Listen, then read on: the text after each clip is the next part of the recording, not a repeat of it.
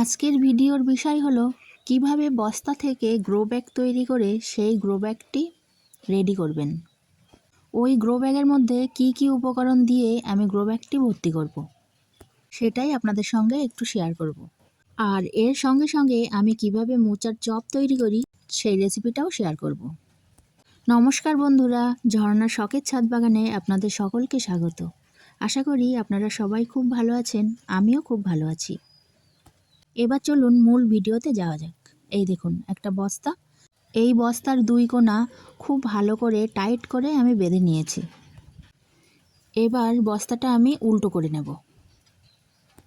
এই দেখুন, ঠিক এইভাবে বস্তাটা উল্টো করে নিলে বস্তার দুই কোণাটা ভেতরে চলে যাবে আর বস্তাটা একটা গ্রো ব্যাগের শেপ নেবে, নিচের দিকটা একটু গোল হয়ে বসবে। বস্তায় সমস্ত রকম উপকরণগুলো দেওয়ার পরে বস্তাটা কিন্তু একদম গোল গ্রো ব্যাগের মতন দেখতে লাগবে। তো বস্তার মধ্যে প্রথমেই আমি ছাদ বাগানের পুরনো কুমড়ো গাছগুলো তুলে দিয়ে দিলাম। এবার ছাদটাকে ঝাড় দিয়ে পাতা লতা যেখানে যা থাকবে মোটামুটি ছাদের সমস্ত ওয়েস্টেজগুলো আমি এই বস্তার মধ্যেই দিয়ে দেব। এদিকে আমার ছাদটাও পরিষ্কার হয়ে যাবে আর গ্রো ব্যাগটাও ভর্তি হয়ে যাবে। এত বড় বস্তায় যদি আমি মাটি ভর্তি করি তাহলে অনেক মাটি নিচের থেকে আনতে হবে আর বস্তাটা অনেকটাই ভার হবে, এদিক ওদিক নাড়াচাড়াও করতে পারবো না আর ওয়েটটাও ভারী হয়ে যাবে। সেই জন্য আমি সবসময় চেষ্টা করি light weight grow bag ready করার। আর এটার অনেক সুবিধা আছে, যেমন ধরুন ছাদের ওয়েস্টেজগুলোও পরিষ্কার হয়ে যায়, তারপরে নিচের থেকে মাটিও জাগিয়ে বয়ে নিয়ে আসতে হয় না, তারপর কিচেন ওয়েস্টগুলোও আমি সব ছাদ বাগানেই ব্যবহার করি। মোট কথা কোনো কিছু ফেলা যায় না, বাচ্চাদের পুরনো খাতাগুলোও আমি এর মধ্যে দিয়ে দিচ্ছি। এবার দেখুন কিচেন ওয়েস্টগুলো দেব, আর এগুলো পচে গিয়ে তো খুব সুন্দর উর্বর মাটি তৈরি হবে, সেই মাটিতে সবজিও খুব ভালো হবে। বাগানের জিনিস দিয়েই বাগান তৈরি হচ্ছে, এর মতো ভালো আর কিছু হতে পারে?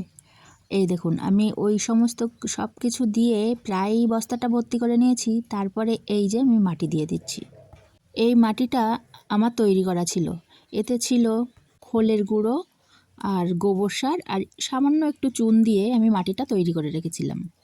এই মাটিগুলো আমি এর ওপরে দিয়ে দিলাম। এবার দেখুন পাশে একটা গ্রো ব্যাগে 4টে শশার চারা রয়েছে।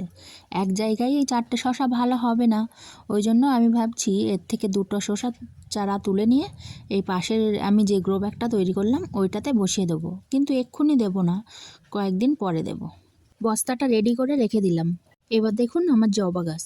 ছাদ বাগানে জবা গাছ থাকলে টুকটাক পরিচর্যা তো করতেই হয়। এদের খাবার দেওয়া থেকে শুরু করে জল দেওয়া থেকে শুরু করে শুকনো পাতা তোলা সব কিছুই কিন্তু জবা গাছের পরিচর্যার মধ্যে পড়ে।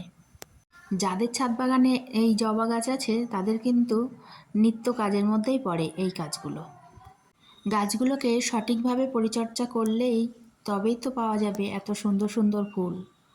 ছোট্ট ছোট্ট গাছে এত সুন্দর ফুল দেখে তো চোখটা জুড়িয়েই যায়। এই দেখুন বন্ধুরা, আমার এই ছোট্ট গাছটাতে কত বড় একটা ফুল ফুটেছে, খুব সুন্দর দেখতে লাগছে, কিন্তু ঠিক যেন লাল টুকটুকে রসে ভরা। ছাদ বাগানের কাজ আজকের মতো এটুকুই করে এবার যাব রান্নাঘরে। চলুন বন্ধুরা একটা টিফিন বানাবো। আজকে সন্ধ্যার টিফিন হলো মোচার চপ। তার জন্য একটা মোচা নিয়ে নিলাম। এটা হলো আমাদেরই গাছের কাঁচকলার মোচা। মোচাটাকে খুব সুন্দর করে কুচি কুচি করে কেটে নেব। এবার এই কোচানো মোচাগুলো প্রেসার কুকারে দিয়ে একটু সিদ্ধ করে নেব। কাঁচকলার মোচা সিদ্ধ করার সময় একটু হলুদ দিয়ে দিলে রঙটা ভালো থাকে, তা না হলে কাঁচকলার মোচা কিন্তু সিদ্ধ করলে কালো রং হয়ে যায়। তার জন্য আমি একটু হলুদ দিয়ে দিলাম, দিয়ে এবারে জল দিয়ে প্রেসার কুকারটা গ্যাসে বসিয়ে দেব। আর এদিকে আমি 2 ঘন্টা মতো আগে মুসুরির ডাল ভিজিয়ে রেখেছিলাম। ওই ডালগুলো গ্রাইন্ডারে দিয়ে পেস্ট করে নেব।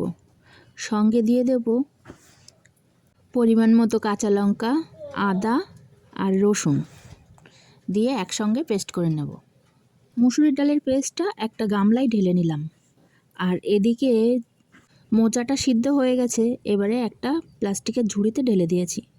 মোচাটা ঠান্ডা হয়ে গেলে ভালো করে চেপে চেপে মোচার জলটা বার করে দিয়ে মুসুরির ডাল বাটার মধ্যে দিয়ে দেব। আর এক রকমভাবেও মোচার চপ বানানো যায়, যেটা মোচাটাকে সেদ্ধ করে পেঁয়াজ রসুন সমস্ত কিছু মশলা দিয়ে কষিয়ে নিয়ে আগে রান্না করে নিতে হয়, তারপরে বেসনে ডুবিয়ে চপটা বানাতে হয়। আর এভাবে বানালে আমি মোচাটাকে রান্না করব না, সেদ্ধ করে একসঙ্গে ডালের সঙ্গে মিশিয়ে চপ বানাবো। দেখুন, দিয়ে দিলাম একটু লবণ পরিমাণ মতো, আর পরিমাণ মতো একটু চিনি দিয়ে সব কিছু একসঙ্গে ভালো করে মিশিয়ে নেব। এবার কড়াইতে তেল দিয়ে নিলাম। তেলটা গরম হলে চপের মতো গোল গোল আকার করে কড়াইতে দিয়ে দেবো, দিয়ে এপিট ওপিট করে ভেজে নেব। এভাবেও একবার মোচার চপ বানিয়ে খেয়ে দেখবেন, খেতে কিন্তু বেশ ভালোই লাগে, আর খুব তাড়াতাড়িও চপটা বানানো যায়। আমার এই ভিডিওটার একেবারেই শেষের দিকে চলে এসেছি। আপনারা যারা এই ভিডিওটা শেষ পর্যন্ত দেখলেন তাদেরকে অসংখ্য ধন্যবাদ। আর যারা আমার নতুন বন্ধু আছেন তাদের যদি ভিডিওটা ভালো লাগে তাহলে লাইক, কমেন্ট, শেয়ার, সাবস্ক্রাইব করে আমার পাশে থাকবেন। আজকের মতো এটুকুই। আপনারা সবাই ভালো থাকবেন, সুস্থ থাকবেন আর নিজেকে খেয়াল রাখবেন।